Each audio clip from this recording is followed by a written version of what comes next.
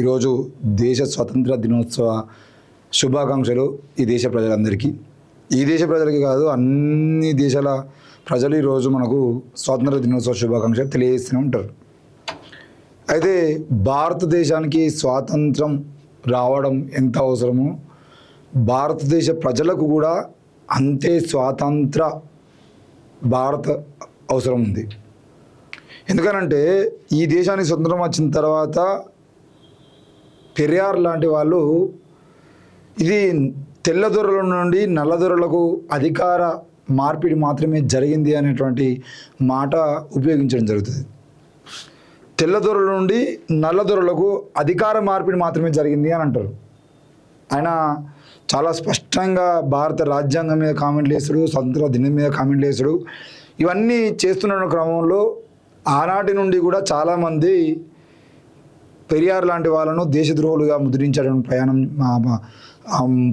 ప్రయత్నం చేస్తూ ఉంటారు.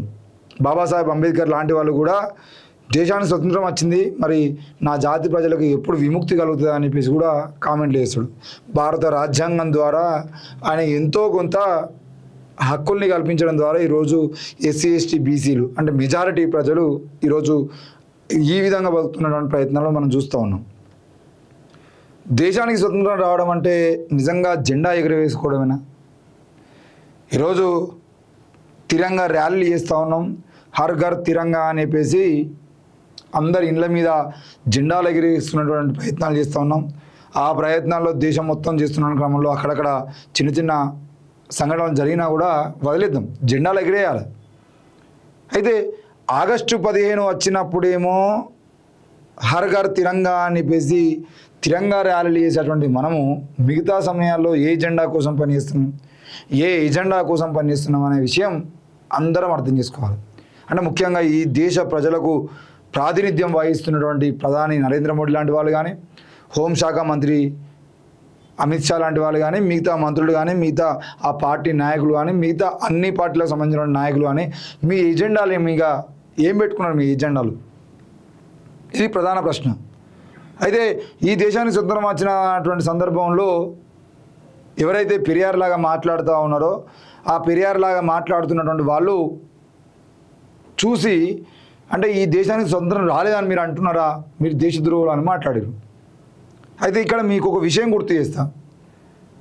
ఒక ఇంటర్నల్ మీటింగ్లో ఒక 500 మంది కూర్చున్నటువంటి సమావేశంలో ఆర్ఎస్ఎస్ చీఫ్ మోహన్ భగవత్ గారు ఆ మధ్యకాలంలో మాట్లాడుతూ మనకు ఎన్నో ఏండ్ల పోరాటం, దాదాపు 500 ఏండ్ల పోరాటం తర్వాత 200 ఏండ్ల పోరాటం తర్వాత మనం మన రాముని గుడి కట్టుకున్నాము అయోధ్యలో.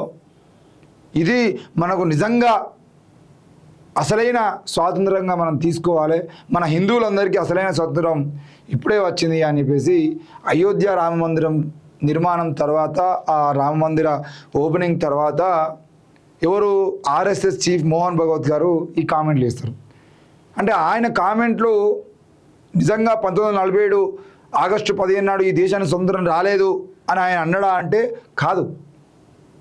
ఆయన కామెంట్లు ఏంది అని అంటే కేవలం ఆ రోజు ఈ అంటే ఈ భూమి ఏదైతే ఉందో, భారతదేశం ఏదైతే ఉందో దానికి స్వతంత్రం వచ్చింది, కానీ ఈ దేశంలో ఉన్నటువంటి హిందువులకు అసలైన స్వతంత్రం ఇప్పుడు వచ్చింది అని చెప్పేసి ఆయన కామెంట్లలో అర్థం.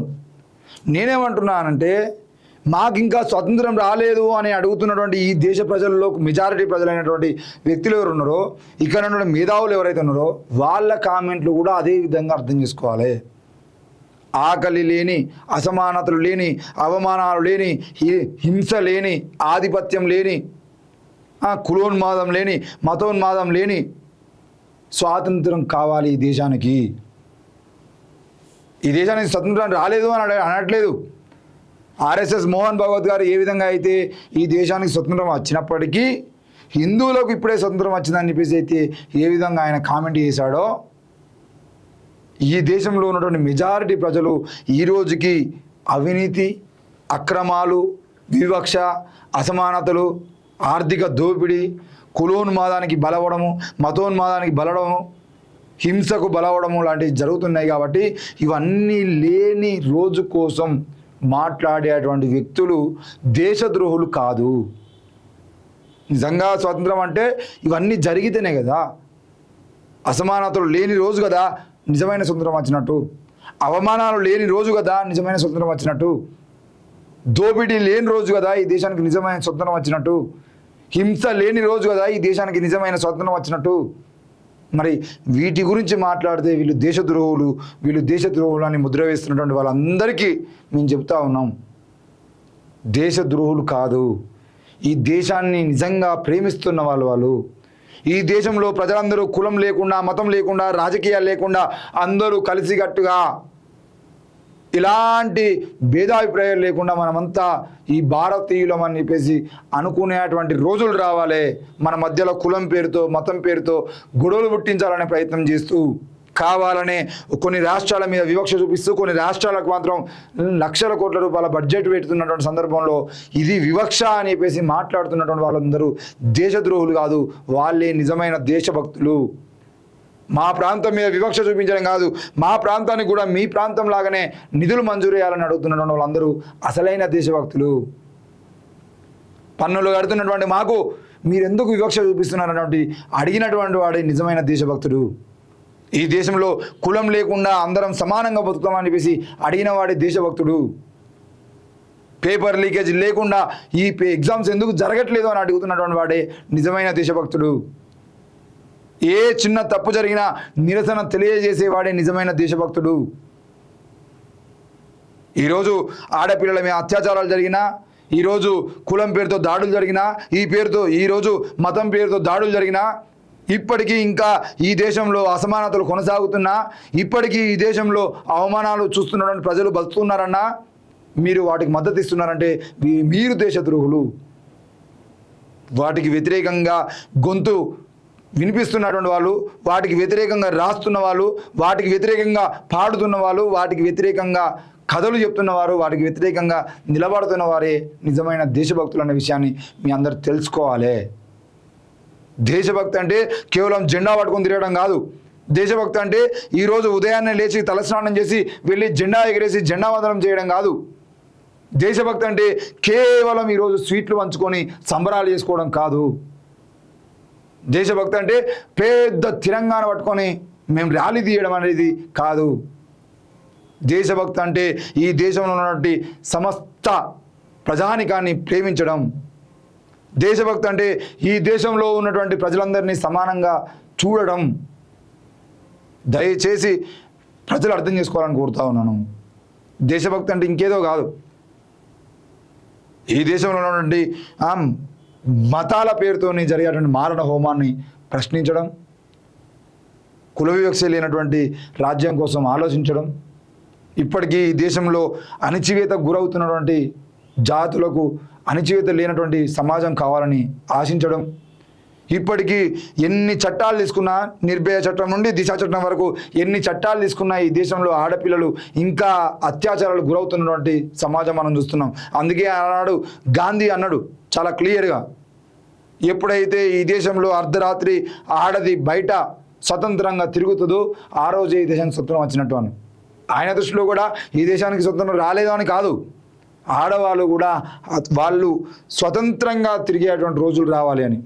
ఈరోజు చాలామంది చాలా రకాలుగా కామెంట్లు చేస్తూ ఉంటారు. ఎవరన్నా ఆడపిల్లలు సిగరెట్ తాగినా, ఎవరన్నా ఆడపిల్లలు ఎక్కడన్నా కూర్చున్నా, ఈరోజు ఆడపిల్లలు ఇంకేమైనా చేసినా ఆడోళ్ళకి ఏందా నిజంగా స్వతంత్రం వచ్చింది అంటారు.